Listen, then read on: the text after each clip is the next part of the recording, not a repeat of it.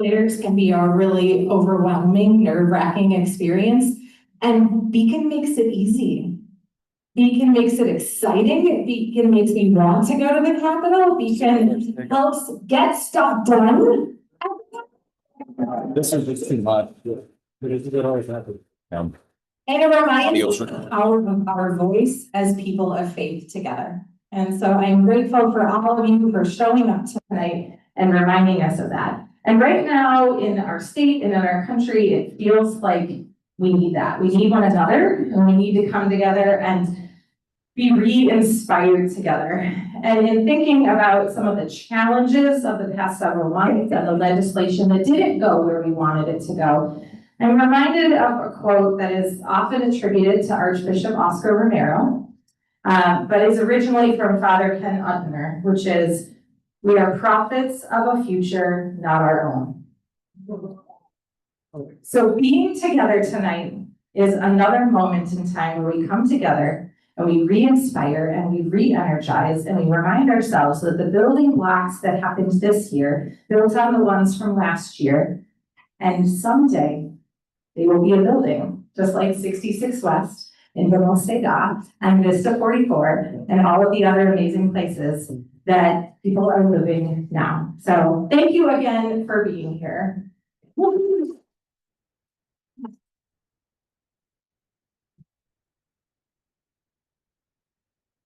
Thank you so much, Pastor Laura. I really appreciate it. Thank you so much for giving us this space and welcoming us here. So for those who don't know me, I'm Ben Elvick Anderson, VP of Policy and Organizing at Beacon. So excited for all of you to be here. So we have a shorter program tonight because really the goal of tonight was just to bring everyone together and to celebrate all of our collective work we've done. We were kind of at the end of the legislative session, if they would ever actually finish.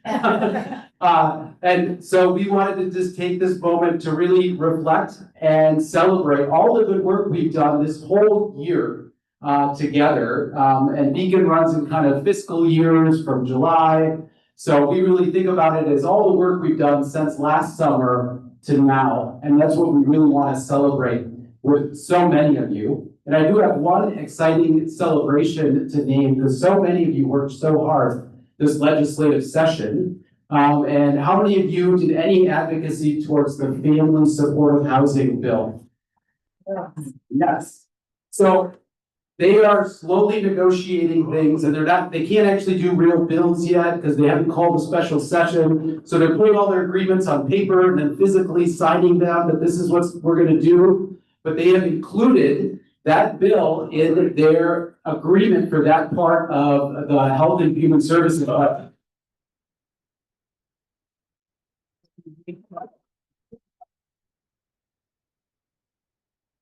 And so as long as they actually come back to special session and pass bills, it will pass. But it is such an exciting moment because Beacon has been working on that now. This is our third year working on that. And so many other folks said, you're not going to get that this year. It's going to be impossible with the budget situation. And it was really because of the advocacy of so many of you that it should happen as long as the state passes some bills here soon. So exciting. So what I want to do is really recognize so many of you tonight and the power you have helped us build towards our collective vision, right? That all people have a home. And so for my part, I want to call out your little symbols on your name tag. So if you could take a look at that, or have someone else, and I apologize if you had to create your own name tag. I can't fully recognize you here, but we will clap for you anyway. And you should have, most of you should have one of three symbols: a little race car, an airplane, or a rocket ship. All right, and this means something. So what I want is, if you can, everybody with a race car on their name tag, you could stand up here. So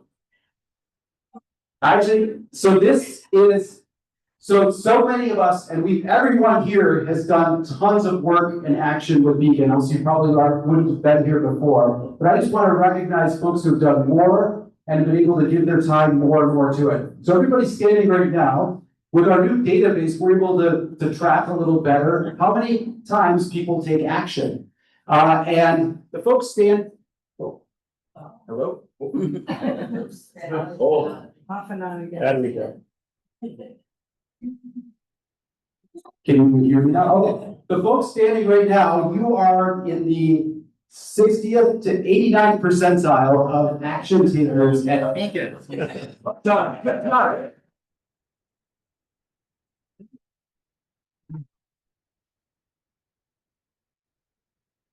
So thank you for all the work you've done. So you're in the top half of everybody who's been taking action this year. So then I want everyone with a little airplane to stand up. So that's a lot of you. And my folks from this congregation, do we have it's in my microphone continually. Do we have another battery for this thing? I think we're dying here. Okay, everyone who's standing, you are the top 10% of folks who've taken action this year, which is on average about 30 different things for this year that you have done. So way to go. Congratulations.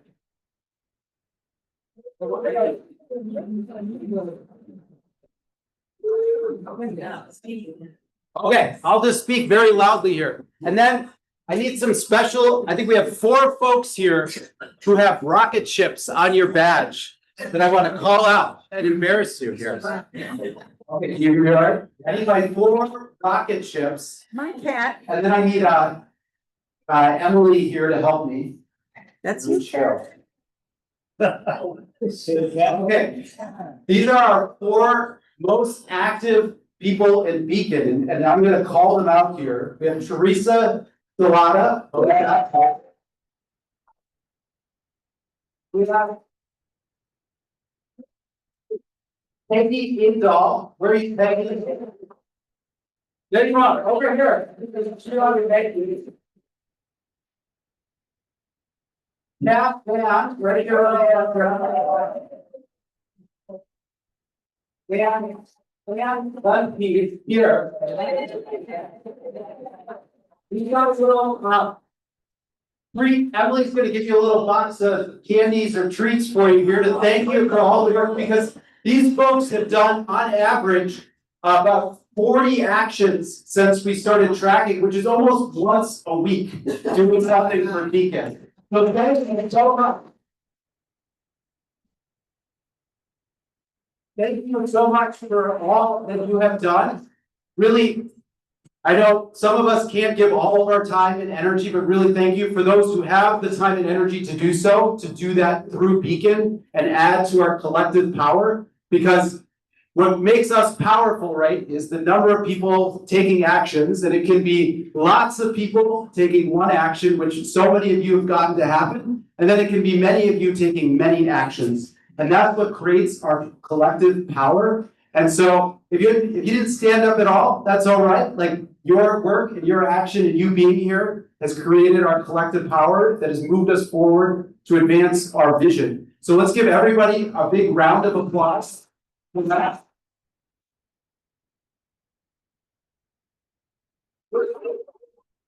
And thank you so much for those specific individuals and for those who've done so much for our policy and advocacy work, because this is really what's making it move forward. So I'm going to hand it off to my colleague here, Emily, for our next little congratulations and celebration. Thanks, Ben. Am I standing in the right spot here? All right. We are recording this for friends who couldn't be here tonight. They can just go right here. Okay. You know what you can do? Just get what's in that bag. Oh, yeah. Everybody hand those out. All right, we got more presents. Yes, so this is a very exciting night, and I think I get to do the very best part, which is actually welcoming the new congregations that joined Beacon this year. Some of you.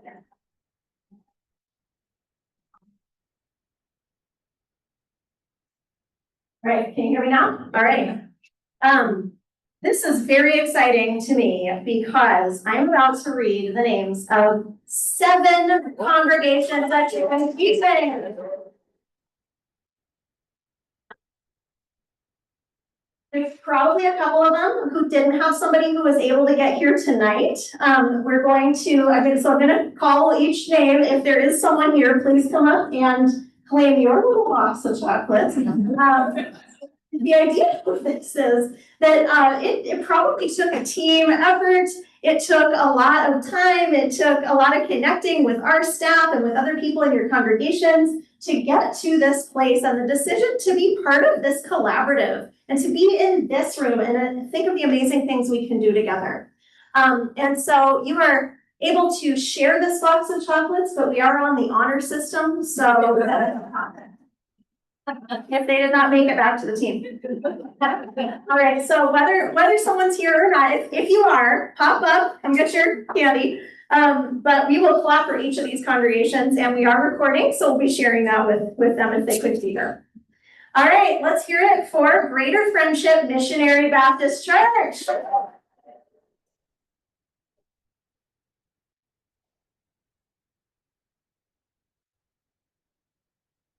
All right, is anyone here from All God's Children Metropolitan Community Church? Yes.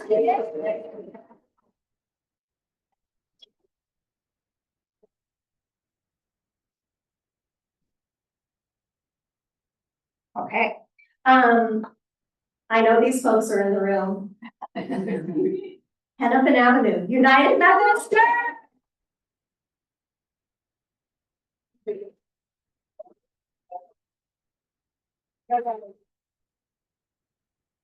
Now, all of you with all these stickers on your name tags are gonna see who's new and make an effort to welcome them tonight. All right, Calvary Baptist Church.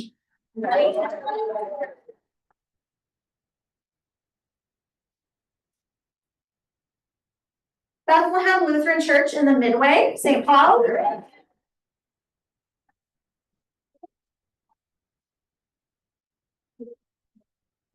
Yeah, do you want to go faster? Oh yeah, we have a little All right. certificates as well. All right, that's Southern Lutheran Church, Hopkins.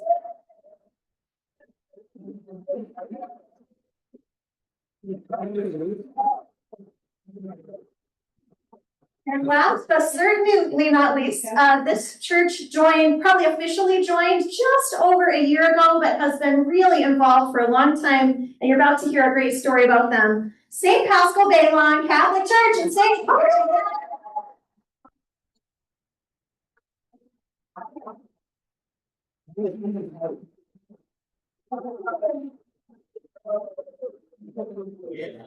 All right.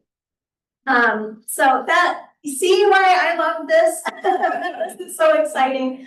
And thank you all so much for being here tonight.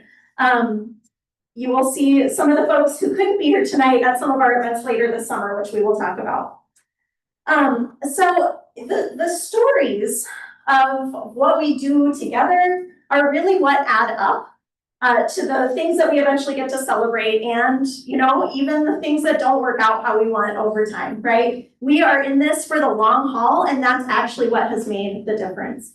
And so I'm going to invite up 3 people who have a story to tell that kind of, I think a lot of you are going to relate and be able to share in the celebration of the things that they get to share about today. So I'm going to invite Dawn, Marcy, and Ann to come on up. Woo, there they are.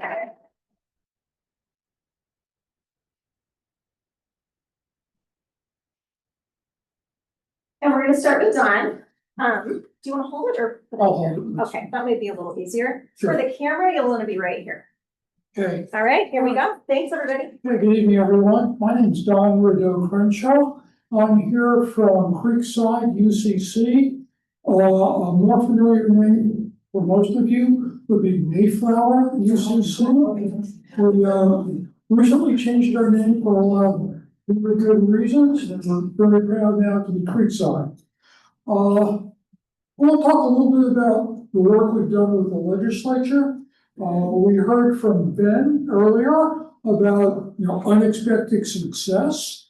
It's not been a complete success, but we are making positive changes. And I'm here to give you some numbers on what it takes to make those changes happen. So by the numbers, we had 2 lobby days. Total of about 60 people attended, representing 26 faith communities. And we met during those lobby days with 43 legislatures.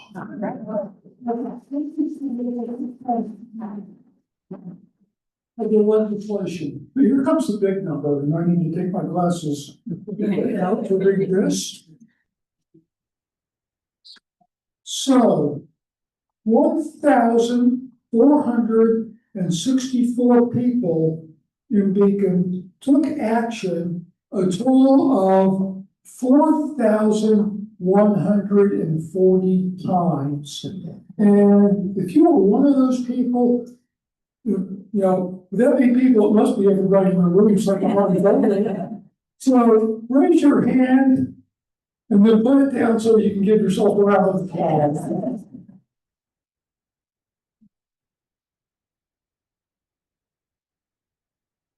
Okay, thank you all for being part of that. I had the particular honor of being asked to be in the legislative action team. And that's a pretty cool word, or a pretty cool title, but basically, we followed Ben around and did what he told us to do. And we've just about earned our citizen lobbyist merit badges. Because what we did with Ben's guidance is we were told to seek out key legislators and explain to them, as if they didn't already know, what the key issues are with respect to people who don't have homes, and the key legislation that needs to be passed in order to provide the projects and fund those projects so that we can keep making progress and get everybody a safe and secure home. So it works. It's not perfect, but it works. Very personal story. I was standing outside the House chamber waiting to buttonhole people and rush it into the ground and listen to Ben's message, our message. And one of the people that popped out the door was a representative whom I happened to know. It doesn't represent me, just somebody I happen to know. I looked down at the bills that we were advocating for that day, and she was not an author. So I walked up to her and I said, "Hey, how you doing? You probably don't remember me, but I'm so-and-so. And I noticed that you are not co-author of this bill that your representative on the beach side of the district is a sponsor for. Don't you think you ought to, at least go talk to her and find out what the bill's about?" And she took a look at the flyer that Ben provided us, and she said, "Oh, you better go sign on to that."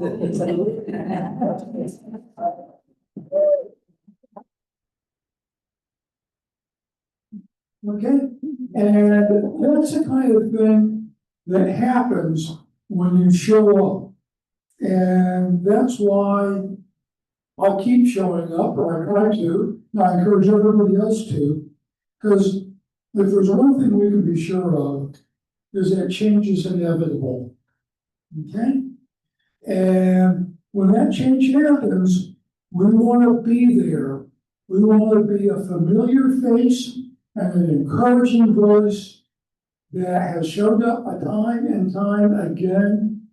And that gets us a place at the table to represent those who don't typically show up.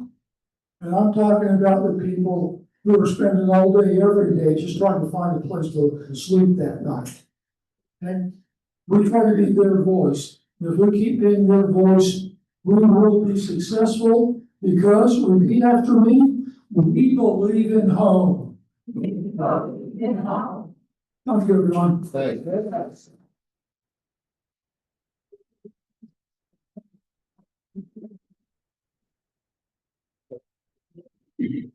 I just have to put my chocolates down first. Don't let me leave without them. Hi, everybody. My name is Ann Lemke, and I'm a parishioner of St. Paschal Bayline Catholic Church. A year ago, when my church entered into an agreement with Beacon to sell some vacant land on White Bear Avenue to build housing for families, we had no idea how hard we would need to advocate to make it possible.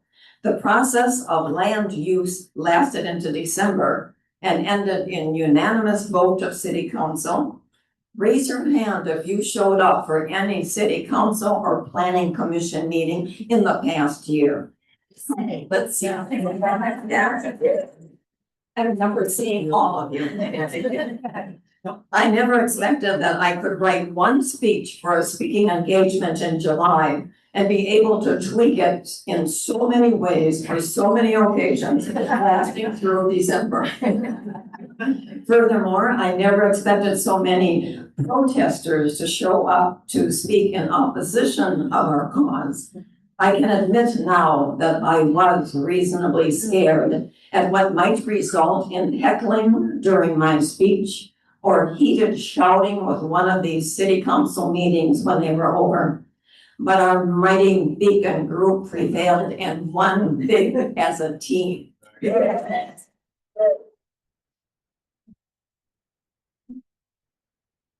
As it turned out, in the same council meeting where the Aragon won land use approval, the city of St. Paul approved an HRA budget with $850,000 from local affordable housing aid funds to stabilize supporting housing providers, which could also one day soon benefit residents at Beacon Homes.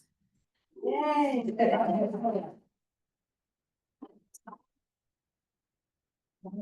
What keeps me motivated to show up for home is it's what God wants. And it is an honor and a duty for people of faith to speak up in support of homes that will serve people experiencing homelessness. Thank you.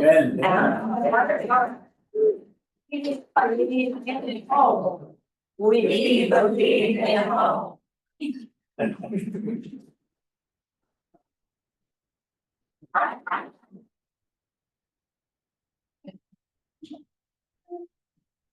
Hello, my name is Marcy Frost, and I am a member of Temple Israel in Minneapolis.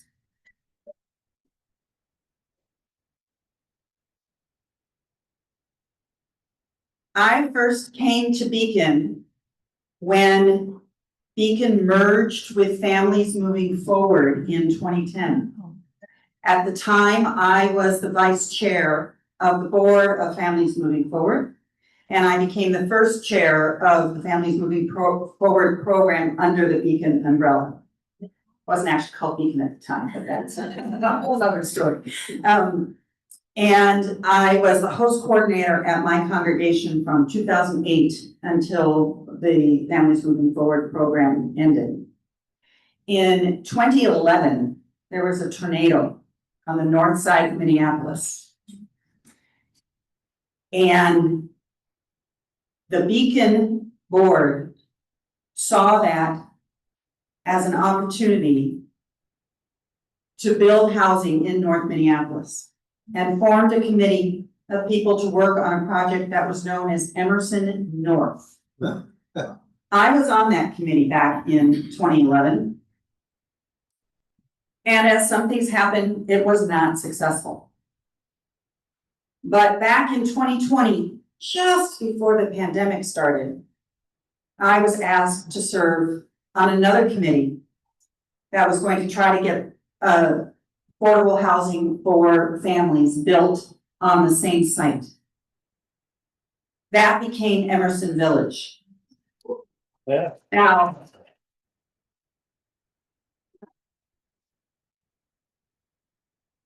we met over Zoom starting in March of 2020, when some of us had never been on Zoom.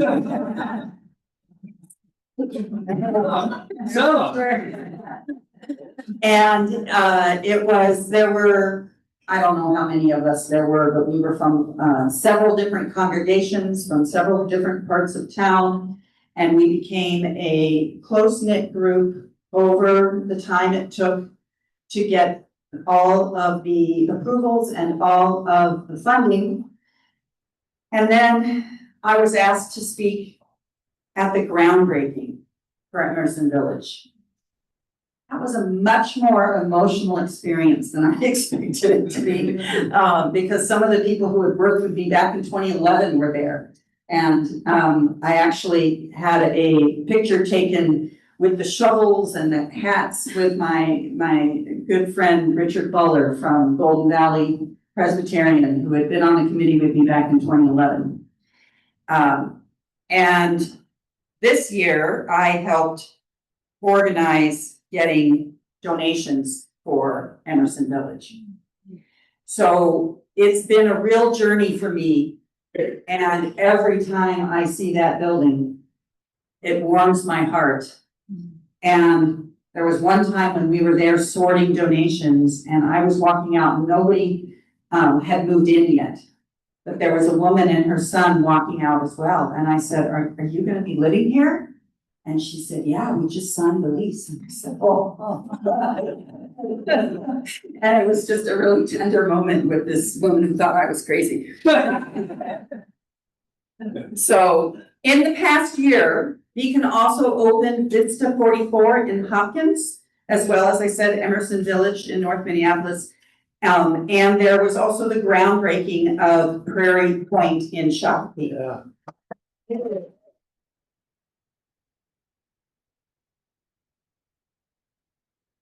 It's taken many years of contacting elected officials, growing community support, giving generously, and advocating for policies that make it possible.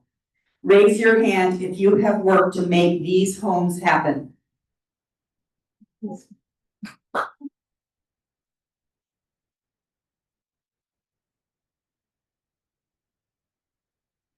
"35 congregations participated in supplies drives this year to support residents of Beacon's homes. Raise your hand if you volunteered or donated items." Thank you.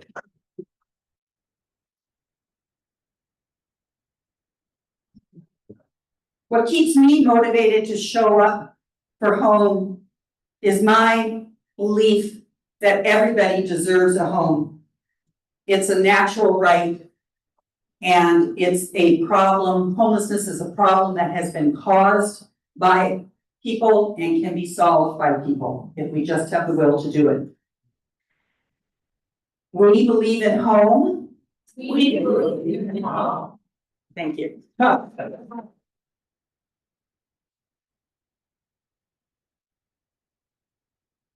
Let's give it just another round of applause for our three speakers. Thank you so much.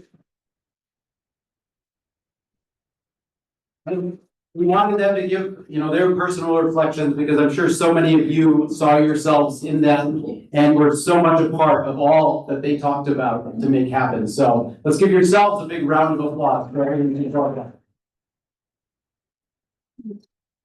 Great. Well, I want to welcome up our CEO and President, Chris Latondras, to give a little reflection on what we've done and then start to move us forward. All right. Well, good evening, everyone. Happy honor and a pleasure to be here in this room tonight with so many committed citizens, individuals, leaders in holding together our community solutions on housing and homelessness. That is what we are here to do tonight. It's an exciting time of year. It's a very active time of year, and I'm not just talking about the legislative session.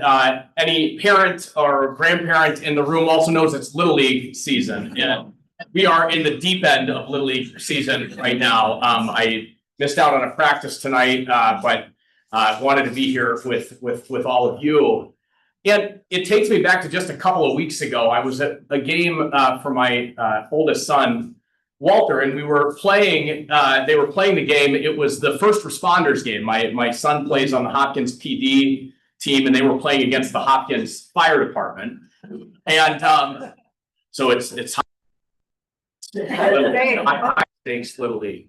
We are gathered in a community park in Hopkins that is adjacent to Vista 44.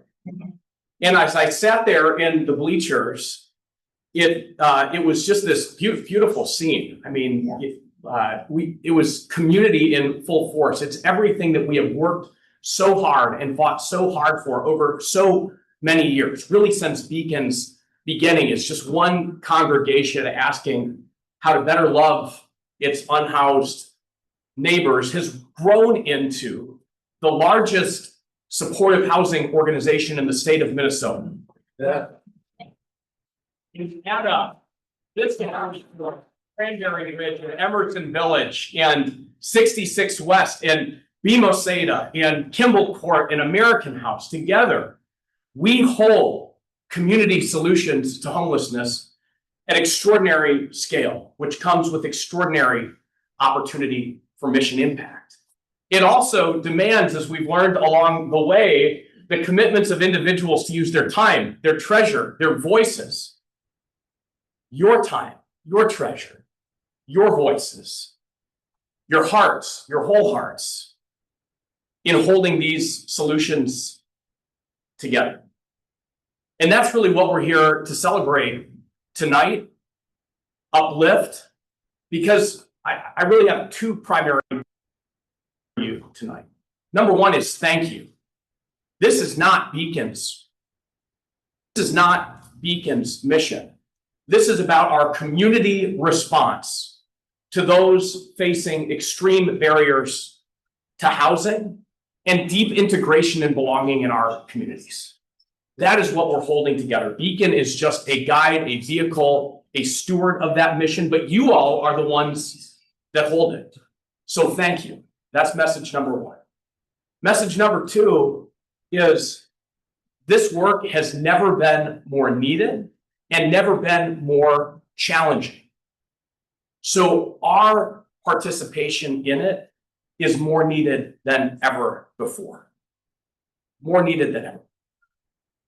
Our community solutions on homelessness, of which permanent supportive housing is a critical pillar, have always been fragile, chronically underfunded, and imperfect, inadequate in both their scale and their implementation.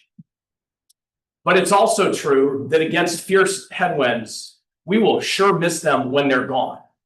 Yeah. And that is what we are fighting for. We are fighting to protect our community solutions on homelessness, and we are fighting to grow them until the day that everyone in Minnesota has a home. Till everyone in Minnesota has a home. Despite these challenges and headwinds, we've been through a lot together this past year. Our mission, our community, our collective work. We've been through a lot. Despite that, we have extraordinary wins to celebrate. And I'm so grateful to those that testify here, and to each and every one of you. Your participation in this work is a living testimony. This summer, as we look ahead, we are navigating as a part of this moment of great challenge and need, unprecedented federal risks, certainties. And for our part at Beacon, we have historically been focused, the genesis of our advocacy, the genesis of our organizing work was around overcoming NIMBY resistance and local project approvals. That's where we started to figure out how to build power, to build community, to affect change. That's where it started. And our power grew, scaled to, I think, how many total congregations in our collaborative now? That's About 70 active congregations. About 70 active congregations. Enough to affect big change at the state level and to draw a straight line, to connect the dots between what that advocacy, that power has translated into in terms of policy change, which is now impacting this mission and work. The Bring It Home Minnesota effort resulted not only in a historic $1 billion investment in housing. It also more quietly created a sales tax mechanism here in the 7-county metro area. LAHA, it's an acronym, Local Affordable Housing Aid. Every government would give an acronym to everything.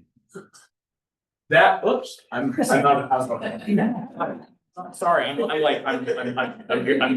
Mission draft. it's not mission drift, it's CEO drift. Hopefully I get back to it. Where was I? LAHA, the only permanent source and recurring source for housing in the state of Minnesota, and one of the few in the nation.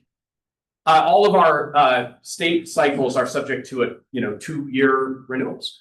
So this is a big deal on every transaction that you, your cup of coffee, the gas that you put in your car to get here. 1/4-cent sales tax will generate $200 million per year. Half of those dollars are going to counties. 1/4 of those dollars are going to cities over a certain size, and 1/4 of those dollars are standing up a brand new Minnesota specific housing voucher program. The first of it. Those vouchers are now being allocated to Beacon properties. We will be receiving some of those Bring It Home vouchers at Prairie Point when we open its doors. Those dollars are now a source of stabilization funding for supportive housing coming from Hennepin and Ramsey County, not just to Beacon, but to other peer organizations in this space who together collectively are holding these community solutions on homelessness. So yesterday's advocacy is generating change today, and today's advocacy will continue to generate the change that we need in the future. And where Beacon has grown from local advocacy to now statewide advocacy, for the first time in our 20-year history, we're turning our attention to federal advocacy as well. Because this is a moment. This is a moment to tell the truth about what's happening. To tell the truth about the extraordinary leadership over 20 plus years, bipartisan solutions coming out of Washington, broad consensus about how we address homelessness together, that it now is at risk of getting dismantled brick by brick. This Jenga tower here is a preview of coming attractions for this summer. We've set up 3 forums, town halls this summer in 3 different congressional districts that you're all not only invited to, but you have to bring a friend. We won't let you in unless you bring a friend. But the goal of these convenings this summer, we're also inviting our federal delegation. Hopefully they come. But the goal of these gatherings is to highlight the critical role federal funding plays in holding our community solutions on homelessness, including in almost every single Beacon property. Yeah. And what is at stake if that goes away? And our role in affecting change on that. So we need you. We need you to bring a friend. I think we have places to sign. Okay, yeah, we have flyers for the 3 events across the metro area. Yes. So please, we'd like to see you again this summer. We're celebrating today, and tomorrow the work continues. Tomorrow the work continues. I've gone a little off script. My team did give me a script here. I veered off camera, and now I'm veering off script. I'm going to get back on scripts. Stand by here. To transition here, I want to wrap up by spotlighting a story actually of a resident here. On March 13th, Beacon testified in support of the Family Supportive Housing Bill. We were told that this was an unwinnable issue at a legislature or in this legislative session in a context where things are getting cut and pulled back left and right, and most folks are playing defense. We are told this was an unwinnable fight. A resident from Vista 44 in my hometown, Hopkins, named Alex, a mother, shared her story in front of the Senate, and we're going to cue up her testimony here. anyone else who wants to testify in this? I believe we have a virtual testifier, Chair. Welcome to the committee. Please introduce yourself for the record and proceed. My name is Alice Johnson, and I live at Vista 44, a family supportive housing building. Before I formed Vista 44, I was a supportive housing counselor helping others find stability in difficult times. But like so many people, I faced major losses in the past few years. One of the biggest being the home I rented for 13 years. We were forced to leave due to asbestos, and suddenly my 2 kids and I had nowhere to go. The options were heartbreaking. My son and I stayed with his father at his father's house, which was not a safe environment. My daughter had to live separately with her father, and I watched her mental health decline rapidly. As a mother, this was devastating. I knew I needed help. That's when I reached out to the Domestic Abuse Project for a coordinated entry assessment. Not long after, I got a call from Violet from Vista 44 asking if I'd like to come see the place. Walking into Vista 44, I was amazed. It was brand new, incredibly secure, and the staff welcomed me with open arms. They went above and beyond for me and my kids. For the first time in a long time, I felt relief. My kids and I could finally be together again, without fear, without instability, without the constant weight of survival on my shoulders. The biggest impact has been on my daughter. First month we lived in Vista 44, she was hospitalized. When she was discharged, we made the decision that she would live with me full time. I set up her room while she was in the hospital, and I'll never forget the joy on her face when she came home to her new space. Since then, she has made an incredible turnaround. Having stable housing gave her the foundation to heal, and I can say with certainty this changed her life. For me, Vista 44 has given me the ability to breathe again. My next goal is to focus on my own healing and find a career I love. But none of that would be possible without the stability of supportive housing. Not only have I personally experienced how family supportive housing has transformed my life, but in my years as a supportive housing counselor, I saw firsthand how it changed so many other lives as well. I've seen families rebuild, parents regain their independence, and children finally gain the stability they need to thrive. Supportive housing is the solution to homelessness, and family supportive housing works. That's why I'm asking you today to support this bill to fill the state funding gap for family supportive housing, because every family deserves a chance to rebuild, to heal, and to thrive. Thank you. Thank you, Ms. Johnson, for telling your story and testifying. Is that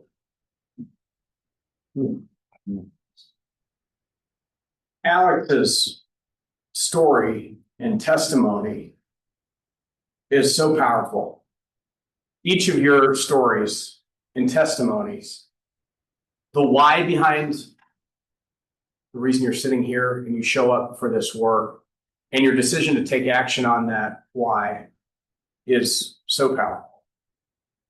Alex said it best.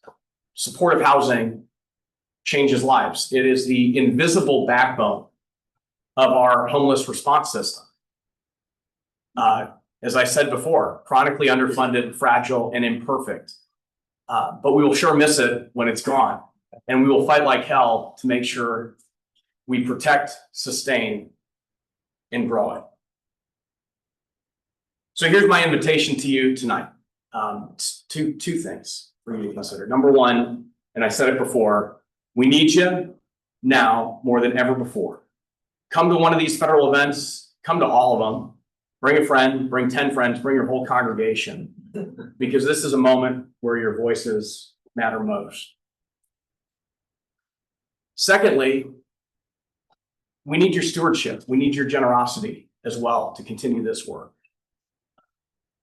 We are so excited to uplift and celebrate the partnership with our congregational collaborative that makes this work possible.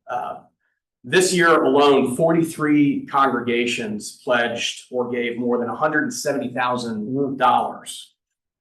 We've welcomed over 250 new donors to this work as well, in part because of a growing collaboration between our policy and organizing team and our advancement team to ensure that all of us are bringing all of ourselves to this work. And we know that, everybody comes with a little something different, but our goal, our audacious goal would be to have 100% participation among every Beacon advocate and also financially supporting the mission in some way. I mean, in for $1, you're on the big board. But if folks who haven't contributed financially would consider tonight a gift, we have Ashley here from our advancement team and Jake here from our advancement team who would be willing to have a conversation with you in any amount.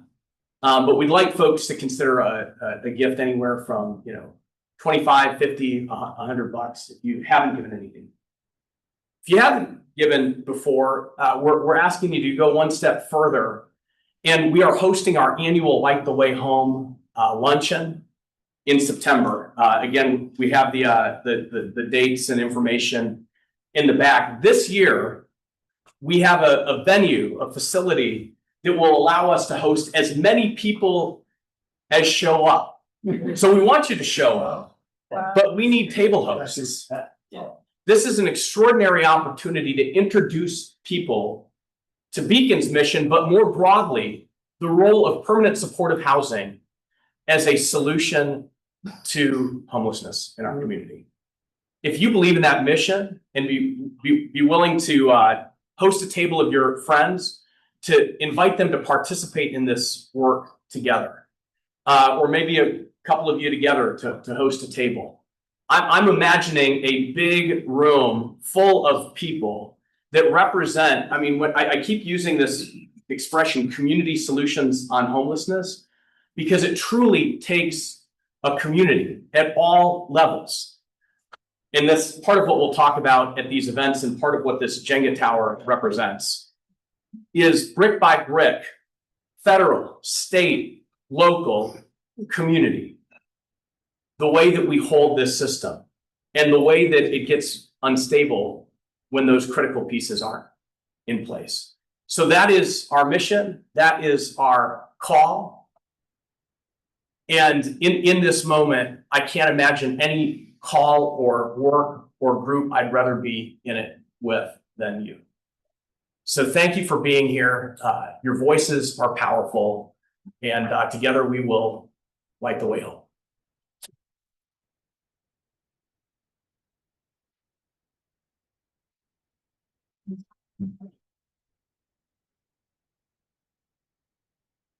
And that's the end of the program. But we have time. I guess it's just social time. Social time together, connect, celebrate, and enjoy the time. And if you want to donate or do anything else here, thanks so much for everyone for being here. Appreciate it. Yep, talk to our policy organizing team about these events.